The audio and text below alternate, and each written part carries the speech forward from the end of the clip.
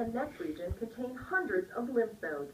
Normal lymph nodes are not visible, nor can they be felt or palpated during the extraoral examination.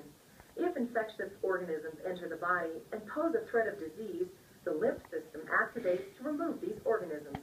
During infections, chronic conditions, and malignancies, the lymph nodes usually become engorged and swollen and can be palpated. We will now demonstrate easy and systematic methods for performing comprehensive extra and intraoral examinations. Many aspects of your patient's general health can be ascertained by simple observations of overall appearance, movements, and responses. Observations begin the minute you encounter your patient. You will be assessing your patient's height, weight, and body symmetry. This can provide clues to you regarding nutritional, endocrine, or other systemic disorders. Once your patient is seated, take a closer look at their face. Observe the condition of their skin. Is the color normal, pale, or flushed?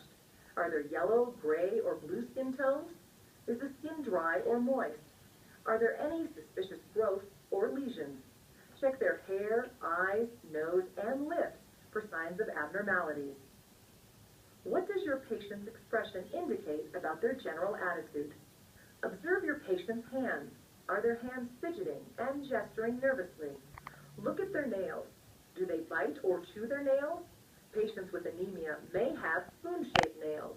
Moist palms or a constant tremor could indicate nervousness, infection, or systemic problems, especially heart, endocrine, and immune disorders. Clubbing of the fingers may be associated with cardiac or pulmonary disorders.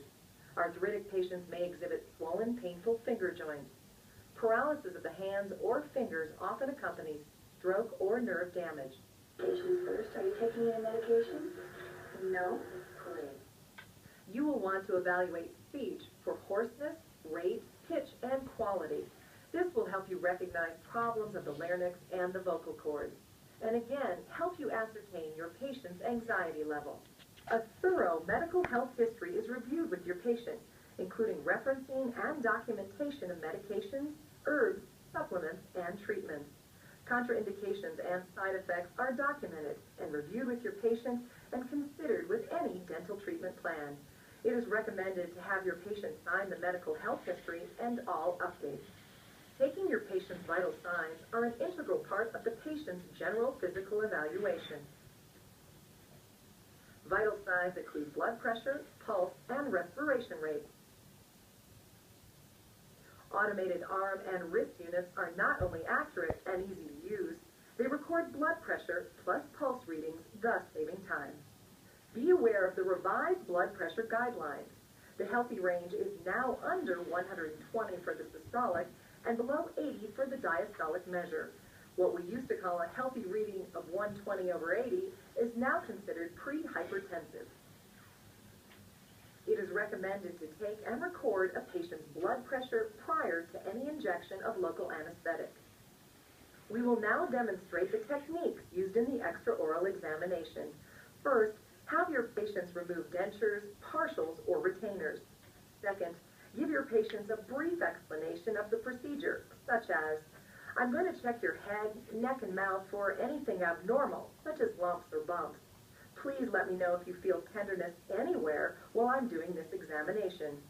Each practitioner can decide the order to perform the extraoral and intraoral examinations. Your patient should be sitting in the upright position to accurately assess all structures during the extraoral examination. We begin with the anterior border of the mandible. Palpate using both hands. It's important that you use your thumb and index finger to roll the tissues in an upward motion against the angle of the mandible.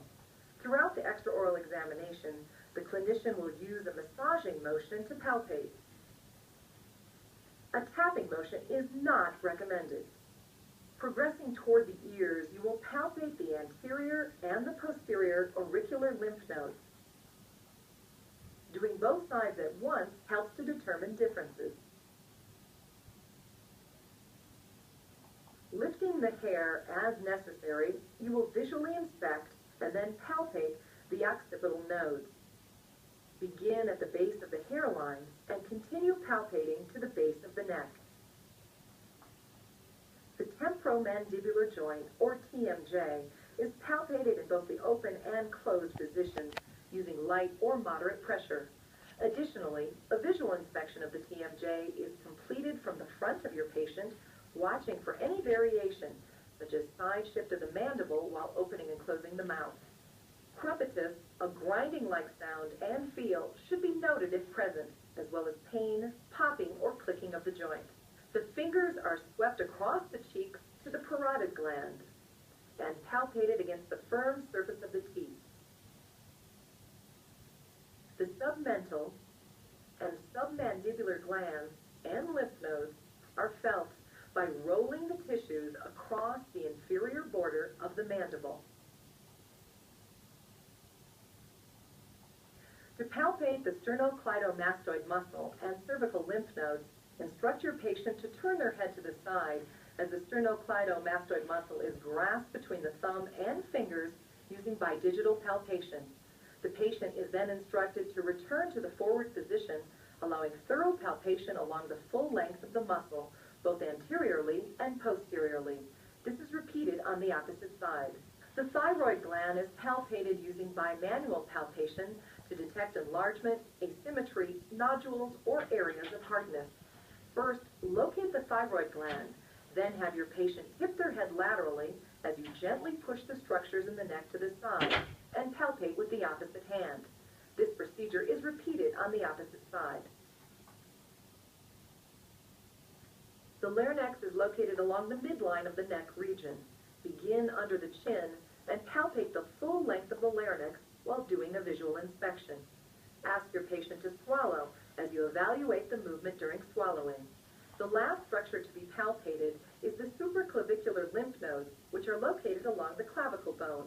Notice how the clinician uses bilateral palpation along the clavicle. The lymph chain in this region may indicate changes in breast tissue. It is recommended to wear gloves for the extraoral exam. Change to a new pair of gloves for the intraoral exam in order to maintain standards of infection control. The intraoral exam begins with a visual screening of all oral structures using a mirror and adequate lighting.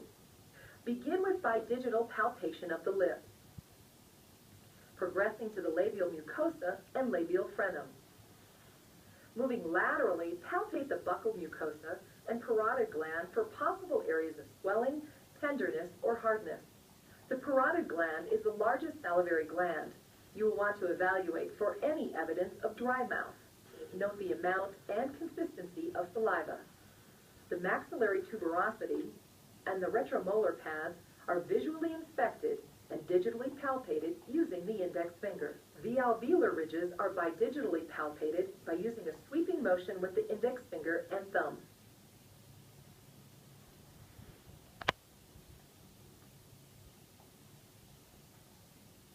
Next, have your patient lift their tongue as the floor of the mouth, submental, and submandibular glands are palpated using one finger to compress the floor of the mouth against the opposite hand placed extraorally under the chin. The tissues are felt between the two hands. This is called bimanual palpation. The entire floor of the mouth is examined in this manner. Your patient may need to relax their tongue to gain access while palpating. The hard and soft palates are digitally palpated. Generally, a firm, quick sweep of the soft palate with your index finger prevents your patient from gagging. Instruct your patient to stick out their tongue. Use moistened gauze to grasp their tongue and pull slightly forward to inspect the dorsal or top surface of the tongue. The tongue is moved to the side, and the base and lateral sides of the tongue are inspected with the aid of a mouth mirror. This is repeated on the opposite side.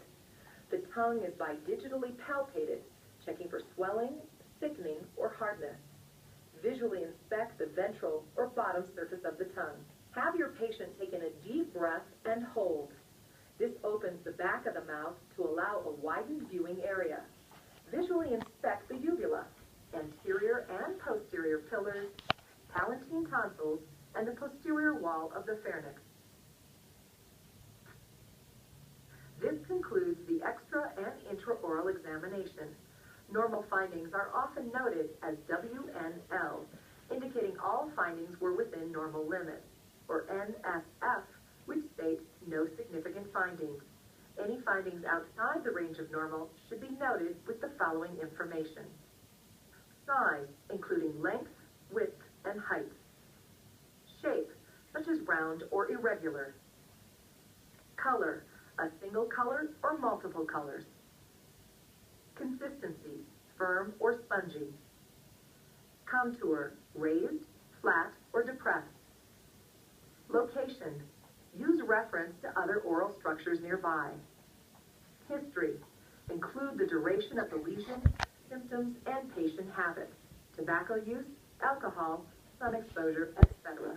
When further evaluation is necessary, be sure to use in-office diagnostic aids, schedule a follow-up appointment in 2 to 3 weeks, biopsy, and/or refer to the appropriate professionals.